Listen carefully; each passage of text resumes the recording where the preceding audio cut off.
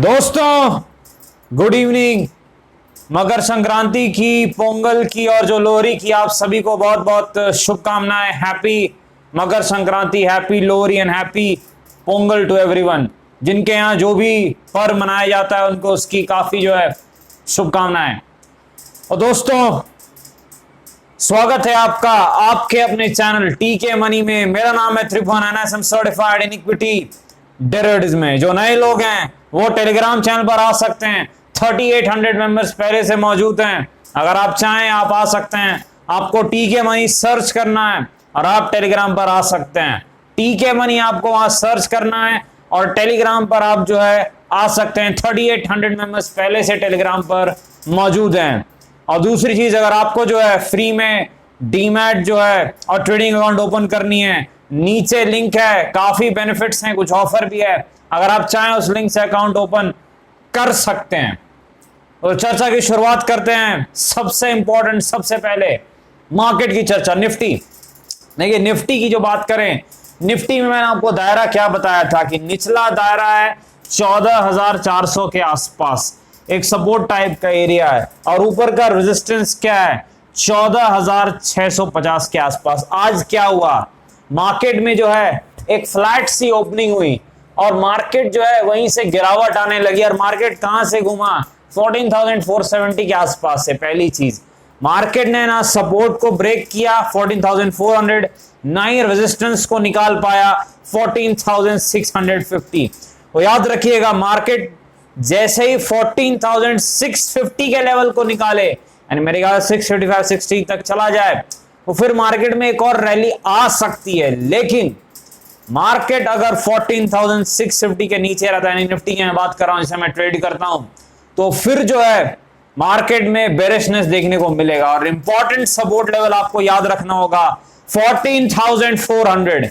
जैसे ये लेवल टूटेगा तब जो है तीखी बकवाली हो सकती है। याद रखिएगा इस चीज को, क्योंकि ये वो लेवल है जो काफी काम कर रहा है। जब कोई लेवल काम करे और जब वो ब्रेक हो जाए तो ट्रेडर्स गजब की शॉर्टिंग करते हैं, जो प्रोफेशनल ट्रेडर्स हैं। तो 14,400 एक इंपॉर्टेंट लेवल है। 20 पॉइंट आगे पीछे आप ले सकते हैं, क्योंकि लेवल एक जोन होता है, कभी भी एक पर्टिकुलर पॉइंट नहीं होता है टेक्निकल एनालिसिस में। पहली चीज। दूसरी चीज, मान लीजिए कल मार्केट जो ऊपर ओपन हो, मान लीजिए गैप अप ओपनिंग हो यूएस मार्केट के कारण, तो फिर आज का जो हाई है जो 14,600 के आसपास है, जो एरिया में एक बार थोड़ा जोन निकालूं ज्यादा अच्छा रहेगा, यानी 14,580 से लेके 14,600, ये मार्केट के लिए एक इंट्राडे में शॉर्ट टर्म छोटा सा सपोर्ट का काम करेगा। याद रखिएगा, अगर मार्केट गैप अप ओपनिंग करता है तब, लेकिन अगर गैप डाउन ओपनिंग करता है तो उल्टा हो जाएगा। यही जो एरिया है ये रेजिस्टेंस का भी काम करेगा। याद रखिएगा इस चीज को, पहली चीज। दूसरी चीज, सपोर्ट रेजिस्टेंस पर जो है काम कैसे करना है वो आपको सीखना होगा। याद रखिएगा, ऐसे दौड़ के नहीं जो है सपोर्ट पे जो है बाय कर लेना है, रेजिस्टेंस पे शॉर्ट कर लेना है। तरीके से काम किया जाता है। अगर रेजिस्टेंस ब्रेक हो रहा है तो कहीं ना कहीं मार्केट ऊपर जा सकता है, पीछे हटने में भलाई है। और सपोर्ट ब्रेक हो रहा है इसका मतलब मार्केट गिरावट दिखा सकता है, वहां भी जो है साइड हटने में ही भलाई है। याद रखिएगा इस चीज को। और रही बात जो है लाइव जो ट्रेडिंग लेवल्स की, तो कहीं ना कहीं जो मैं प्रयास करता हूं लेवल्स देने की, कई बार मैंने दिया भी है लेकिन कई बार मैं नहीं भी दे पाया हूं। लेकिन एक चीज मैं आपको बता दूं कि मैं प्रेफर करता हूं लाइव चार्ट को इंट्राडे में देख के काम करने का, निफ्टी हो चाहे कोई भी स्टॉक्स हो। बिकॉज देखिए अभी जो हम एनालिसिस कर रहे हैं इसमें काफी सारी चीजें जो है वो मिलती नहीं है डेटा। जैसे डाउ कहां कल बंद हुआ, कैसे जो है ग्लोबल जो है मार्केट्स कैसा रिएक्ट कर रहे हैं, सारी चीजें जो है अभी नहीं मिलती है। ये सारी चीजें हमें जब सुबह मिल जाती है तो मेरे ख्याल से एक थोड़ा क्लियर पिक्चर रहता है, तो ज्यादा आसानी रहती है एनालिसिस करने में। इस चीज को आप याद रखिएगा। तो हम प्रयास करेंगे जो है टेलीग्राम पर जो है मैं अपडेट देने का प्रयास करूंगा लेवल्स के बारे में लाइव, अगर मुझे कुछ दिखता है। चलिए आगे बढ़ते हैं, कहां चलते हैं, विप्रो की तरफ चलते हैं। विप्रो के रिजल्ट्स आए हैं। मेरे ख्याल से रिजल्ट जो है वो 36 क्वार्टर में सबसे अच्छे रिजल्ट हैं, यानी मेरे ख्याल से जो है 9 साल में सबसे तगड़े रिजल्ट्स आए हैं विप्रो के। लेकिन सब कह रहे हैं कि सर स्टॉक गिर क्यों गया, अगर इतने अच्छे रिजल्ट थे विप्रो के। बड़ी सिंपल सी बात है, बहुत तेज दौड़ा है विप्रो। मेरे ख्याल से 200 रुपए के आसपास से दौड़ के 450 चला गया है। तो एक प्रॉफिट बुकिंग जरूर आई है, एक आईटी सेक्टर में यहां भी आई है, एचसीएल टेक में भी, मेरे ख्याल से इन्फी में भी जो है एक प्रॉफिट बुकिंग आई है। कहीं ना कहीं देखिए विप्रो फंडामेंटली एक स्ट्रॉन्ग कंपनी, अच्छा स्टॉक है, बायबैक भी करते हैं, डिविडेंड यील्ड भी देते हैं, कहीं ना कहीं जो है काफी चीजें करे। और आईटी सेक्टर ऐसे भी जो है आजकल मजे में चल रहा है, आपको पता है रीजन जो है कहीं ना कहीं कोरोना वायरस के कारण जो दिक्कतें हुई हैं उससे इन्हें फायदा हो गया उल्टा, तो इनके लिए फायदेमंद सौदा है, अच्छा है कहीं ना कहीं जो है। तो एक चीज आपको याद रखनी है, विप्रो में एक ढंग का सपोर्ट कहां है, 400 के आसपास है ढंग का सपोर्ट, 400 के आसपास एक अच्छा सपोर्ट है। यानी अगर विप्रो गिरावट दिखाए तो 400 के आसपास का जो सपोर्ट है, 380 400 के लेवल के जोन में जो है, जो आप देखिए जो जोन है जहां से दौड़ा है, ये जो सपोर्ट जोन है जो बॉक्स में बना रहा हूं, ये सपोर्ट का काम करेगा विप्रो के लिए। यानी यहां से विप्रो फिर से जो है ऊपर की तरफ निकलने का प्रयास करेगा, और जब वहां पर आता है तो मैं प्रयास करूंगा फिर से जो है विप्रो को एनालिसिस में शामिल करने के लिए। याद रखिएगा विप्रो फंडामेंटली एक स्ट्रॉन्ग स्टॉक है, इसमें कोई शक नहीं है, और टेक्निकली भी ठीक है, लेकिन एक प्रॉफिट बुकिंग आई है क्योंकि बहुत ज्यादा दौड़ चुका है, बहुत ज्यादा दौड़ चुका है, अच्छे रिजल्ट्स हैं, लेकिन मार्केट को पता था रिजल्ट अच्छे आने वाले हैं, तभी तो बिग प्लेयर्स पिछले 6 महीने से आईटी स्टॉक्स खरीद रहे हैं। आपको पता होनी चाहिए ये चीज, तो मार्केट में जो है ये सारी चीजें काम करती है। अच्छा, सेल के बारे में बात करेंगे।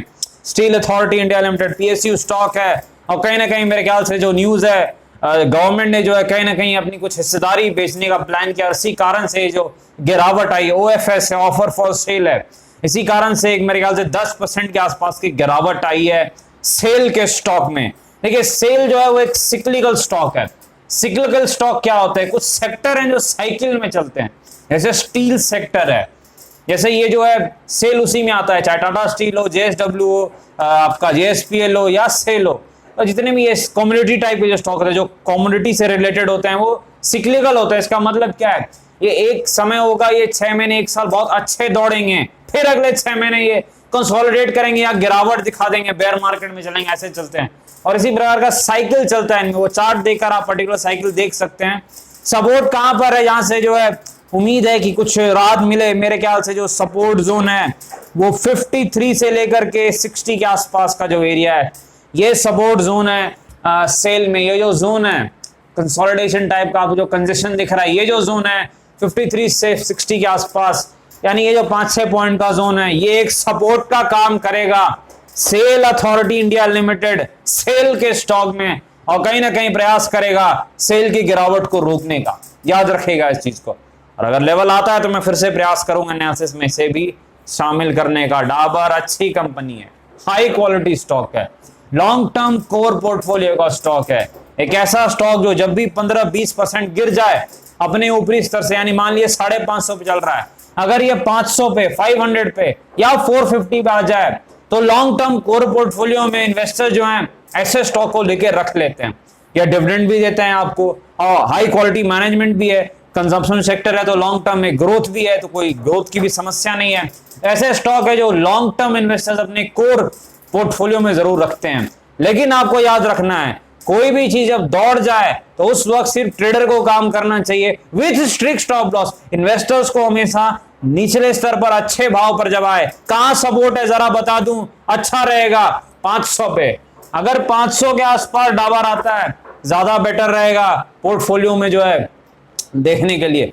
याद रखिएगा ये चार्ट बता रहे हैं क्योंकि 200 एक्सपोनेंशियल मूविंग एवरेज यहां पर है जो सपोर्ट का काम करता है अच्छे स्टॉक में, और कंसोलिडेशन भी वहां काफी हुआ है, कहीं ना कहीं जो एक अच्छा जो है इलाका है 500 के आसपास का। अगर आए तो, ना आए तो ठीक है, रॉकेट बन रहे हैं स्टॉक तो ठीक है, अगर आप गाड़ी में नहीं बैठे हैं तो छोड़ दीजिए, बढ़ते हैं आगे। कहां चलते हैं, मेरे ख्याल से आलोक इंडस्ट्रीज के पास चलते हैं।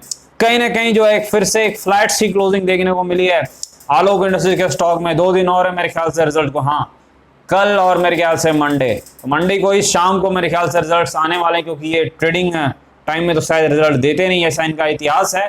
तो देखते हैं, तो रिजल्ट्स जो हैं कहीं ना कहीं वो डायरेक्शन को तय करेंगे कि आगे कहां पर ये स्टॉक जाएगा। इस चीज को याद रखिएगा, क्योंकि पिछले 3 से 6 महीने से ये एक जोन में चल रहा है, मार्केट ये समझ नहीं पा रहा है कि इसे जो है रेजिस्टेंस ब्रेक करना है या सपोर्ट ब्रेक करना है। तो वो ट्रिगर कहां से आ सकता है, रिजल्ट से आ सकता है वो ट्रिगर।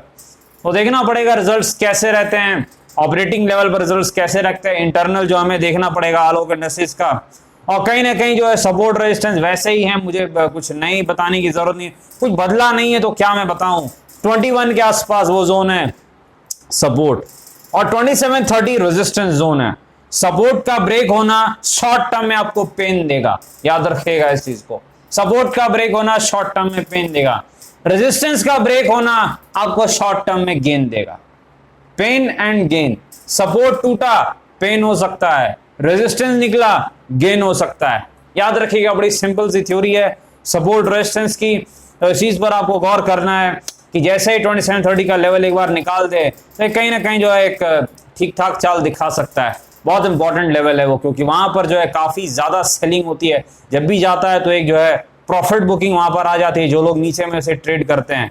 लेकिन सपोर्ट बहुत जो है ध्यान रखना है, बहुत बार ये सपोर्ट टेस्ट हुआ है, तो कहीं ना कहीं सपोर्ट की जो है जो वैल्यू है बहुत ज्यादा। ये 21 का लेवल टूटना नहीं चाहिए, मैं बार बार कह रहा हूं, नहीं तो दिक्कत हो सकती है। इस चीज को जरूर आप अपने दिमाग में रखिएगा। इंपॉर्टेंट लेवल है 21, टेक्निकली बहुत इंपॉर्टेंट है, क्योंकि देखिए कितनी बार टच किया है, 1 2 3 4 बार टच किया है। याद रखिएगा इस चीज को। जिन्होंने सपोर्ट रेजिस्टेंस की वीडियो देखी है उन्हें काफी चीजें पता है। आगे बढ़ते हैं, एशियन पेंट्स की तरफ चलते हैं। अच्छा स्टॉक है, लॉन्ग टर्म कोर पोर्टफोलियो का स्टॉक है, हाई क्वालिटी कंपनी है, गिरावट दिखा रही है। और मैंने चर्चा भी की थी कि देखिए स्टॉक अच्छा है लेकिन इतना दौड़ गया है, किसी भी वक्त एक जो है 10% की गिरावट आ सकती है। और मेरे ख्याल से ठीक ठाक गिरावट पिछले 3 दिनों में आई है एशियन पेंट के स्टॉक में। देखिए ये सब ऐसे स्टॉक हैं, ये अगर ऊपरी स्तर से 20% आपको गिरे हुए दिख जाए तो कहीं ना कहीं जो है ट्रेडर्स इन्वेस्टर्स जो हैं इसे ले लेते हैं, क्योंकि अक्सर देखिए देखा जाता है ये जो कंजम्पशन स्टॉक्स हैं जितने भी एफएमसीजी के हो चाहिए, जो ये लॉन्ग टर्म में वेल्थ क्रिएट करके देते हैं। सपोर्ट कहां पर है वो देखना ज्यादा इंपॉर्टेंट है। कहां पर है सपोर्ट, बहुत ज्यादा इंपॉर्टेंट है। 2500 के आसपास पहला सपोर्ट मुझे दिख रहा है, 2500। जी हाँ, 2500 के आसपास एशियन पेंट्स जो स्टॉक है उसका टेक्निकल सपोर्ट दिख रहा है। और रेजिस्टेंस कहां पर है, जहां से ये गिरा है, यानी 2875, यानी 2900 के आसपास रेजिस्टेंस है एशियन पेंट्स का, जहां से ये बड़ी बड़ी कैंडल बन रही है, यहां से गिरावट आई है। सपोर्ट कहां पर है, 2500 के आसपास है। याद रखिएगा, अगर वहां पर जाता है तो मैं प्रयास करूंगा फिर से इसे शामिल करने का एनालिसिस में। कहां चलते हैं, आईआरसीटीसी के पास चलते हैं। कहीं ना कहीं जो आईआरसीटीसी देखिए 1400 के आसपास हमने डिस्कस किया था कि 1360 के आसपास कुछ इसका सपोर्ट जोन है, और इसने जो अच्छी खासी बाउंस बैक दिखाई भी है, 1350 जैसे टच किया, एक अच्छी तीखी तेजी भी दिखाई है। कहीं ना कहीं एक चीज आपको याद रखनी है आईआरसीटीसी के स्टॉक में, 1510 एक इंपॉर्टेंट लेवल है। क्या इंपॉर्टेंट लेवल, 1510 के ऊपर अगर ये जाएगा तब ये प्रयास करेगा कहां तक जाने का, मेरे ख्याल से तब ये आपका जो है 1700 तक जाने का प्रयास कर सकता है। यानी एक 10% की चाल ये दिखा सकता है अगर 1510 के ऊपर खड़ा रह जाए कुछ समय के लिए, तो याद रखिएगा चीज को। और वॉल्यूम आ जाए तब तो खैर श्योर है, वॉल्यूम बहुत इंपॉर्टेंट है, बहुत ज्यादा इंपॉर्टेंट है। ट्रेड सक्सेस होने के चांसेस को इंक्रीज कर देता है वॉल्यूम। वॉल्यूम बताता है कि बिग प्लेयर्स क्या खेल खेल रहे हैं, याद रखिएगा इस चीज को, बहुत ज्यादा इंपॉर्टेंट है। वॉल्यूम को अगर साथ में लगा के काम कीजिएगा चार्ट के और लेवल के, काफी ज्यादा फायदा होगा, याद रखिए, खासकर स्टॉक्स में। और निफ्टी फ्यूचर्स में भी काम करता है, लेकिन वो कहीं ना कहीं कई बार नहीं भी काम करता है, पर स्टॉक्स में तगड़ा काम करता है। कहीं चलिए आगे चलते हैं, कहां चलते हैं, यस बैंक के पास चलते हैं। यस बैंक, यस बैंक बिल्कुल कुछ नया नहीं है यस बैंक में कहने के लिए, रेंज बाउंड है। रिजल्ट है, अब एक आध हफ्ते में रिजल्ट है, देखते हैं कैसा रहता है रिजल्ट। काफी जो है ये प्रयास कर रहे हैं ग्रोथ के लिए, कहीं ना कहीं जो है अपने डिपॉजिट्स को इंक्रीज करने के लिए, काशा रेशियो को बढ़ाने के लिए काफी जो एग्रेसिव मार्केटिंग कर रहे हैं कहीं ना कहीं जो है, और काशा रेशियो इंप्रूव भी हुआ है। और देखना है जो है किस प्रकार के रिजल्ट्स आते हैं, रिजल्ट्स ये डिसाइड करेंगे कि जो है लेवल किस तरफ टूटता है। इमीडिएट सपोर्ट रेजिस्टेंस 17 से लेकर के, देखिए रेंज जो है 17 से 18.5 का है, 17 से 18.5, 1.5 पॉइंट का बहुत छोटा सा रेंज है, कुछ नहीं कर सकते। एक तो ये सर्किट स्टॉक है, ये भी जो है यहाँ भी आप वो नहीं कर सकते हैं, वायदा का स्टॉक है नहीं है, तो ये एक दिक्कत है यस बैंक में। लेकिन यस बैंक जो है जैसे ही मेरे ख्याल से 17.5 के लेवल को तोड़ेगा, तब मेरे ख्याल से एक दिक्कत 15 तक इसे ले जा सकती है, एक दिक्कत है यस बैंक में। लेकिन अगर 18.5 के लेवल के ऊपर निकल जाए तो मेरे ख्याल से फिर ये इस हाई पे जाएगा 21 जहां तक ये गया था, क्योंकि 22-25 में बड़ा रेजिस्टेंस है, वो बिना बहुत अच्छे रिजल्ट्स के नहीं निकलेगा, याद रखिएगा, बहुत बड़ा रेजिस्टेंस है, बिना अच्छे रिजल्ट्स के नहीं निकलेगा। डिस्क्लेमर आपको पता है, वीडियो एजुकेशनल और इन्फॉर्मेशन पर्पस के लिए, कृपया अपने फाइनेंशियल एडवाइजर से बातचीत करें, कोई फैसले लें, बाजार में काफी जोखिम है, थोड़ा ध्यान से काम करें। धन्यवाद।